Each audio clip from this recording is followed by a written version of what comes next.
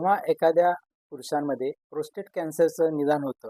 Prostate cancer हा मुळातच आहे ना, सुरुवातीला काहीच लक्षणं देत नाही. जेव्हा आजार थोडासा उग्र स्वरूप घ्यायला लागतो, त्यावेळी त्याला काही लक्षणं येतात. जसं की लघवीमध्ये रक्त जाणं किंवा शारीरिक संबंधानंतर सिमेंट डिस्चार्ज होतो, ते थोडंसं विथ ब्लड असतं. तर अशा लोकांमध्ये प्रोस्टेट कॅन्सर असण्याची शक्यता दाट असते आणि हा एक एकदम उशिरा निदान होणारा कॅन्सरचा पुरुषांमधला प्रकार आहे. त्यासाठी काय केलं पाहिजे खरं तर पुरुषांनी 40 नंतर PSA नावाची एक टेस्ट आहे. रक्ताची तपासणी असते की ज्याच्यामध्ये प्रोस्टेट स्पेसिफिक अँटीजन ही तपासणी केली ना तर त्याची आजाराचं निदान खूप प्राथमिक अवस्थेतच होऊ शकतं. होमिओपॅथीने जेव्हा निदान झालंय त्यावेळी तो प्राथमिक अवस्थेत निदान झालंय का तो इतरत्र पसरलाय याप्रमाणे त्याच्या औषधाची निवड केली जाते.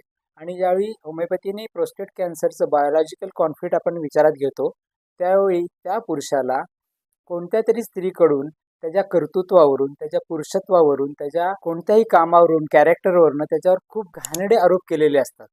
बऱ्याच वेळेला त्याच्यावर चिखलफेक केलेली असते. रुग्णाला ते ऐकून तो व्यथित होतो.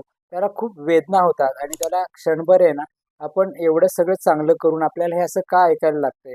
हे जीवन नसलेलं बरं. इथपर्यंत टोकाचे विचार येतात. तो आयुष्याला कंटाळतो आणि ज्यावेळी हे विचार येतात त्यावेळी जेनेटिक म्युटेशन होऊन बायोलॉजिकल कॉन्फ्लिक्ट शरीरामध्ये निर्माण होऊन आपल्या शरीरामध्ये कॅन्सर ग्रंथीची वाढ चालू होते आणि अशा वेळी प्रोस्टेट कॅन्सरचं निदान होतं.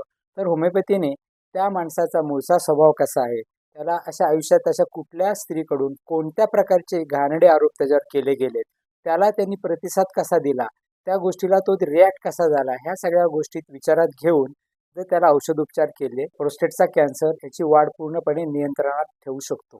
अशाच वेगवेगळ्या कॅन्सरच्या आजारांची होमिओपॅथीने कारणमीमांसा कशी केली जाते हे जाणून घेण्यासाठी आमचा यूट्यूबवरचा लॉंग व्हिडिओ अवश्य बघा.